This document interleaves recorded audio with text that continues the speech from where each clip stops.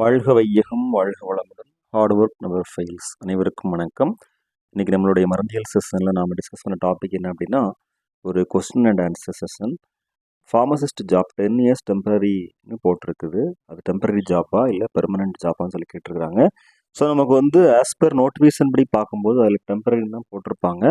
So அதுக்கப்புறம் நம்மளோட probation period முடிஞ்சதுக்கப்புறம் நம்மளோட பெர்ஃபார்மன்ஸ் எப்படி இருக்குது, நம்மளுடைய ஃபார்மசிஸ்ட் ரோல் நம்ம வந்து எந்த மாதிரி பண்ணுறோம் அப்படிங்கிறத பொறுத்து 99.9% வந்து ஜாப் வந்து பெர்மனன்ட் தான். ஆனால் அதில் பெர்மனன்ட்னு அதில் மென்ஷன் பண்ணலை, இருந்தாலும் ஜாப் வந்து நமக்கு பெர்மனன்ட் போஸ்டிங் தான்.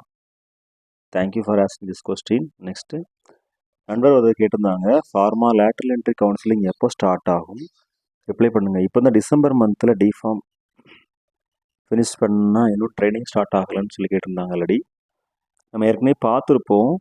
2024-2025 அகாடமிக் இயருக்கு B Pharm lateral entry counselling start ஆகிறதுக்கு இன்னும் டைம் இருக்குது. ஏன்னா இப்போ தான் ஒரு 2-3 மந்த்ஸ்க்கு முன்னாடி தான் பிஃபார்ம் லேட்டரல் என்ட்ரி கவுன்சிலிங் எல்லாம் முடிஞ்சு கிளாஸ் ஸ்டார்ட் ஆச்சுது. அதனால் அப்கமிங் செஷனில் 2024-2025 அகாடமிக் இயரில் செப்டம்பர் மந்த்துக்கு மேலே நம்ம எதிர்பார்க்கலாம்.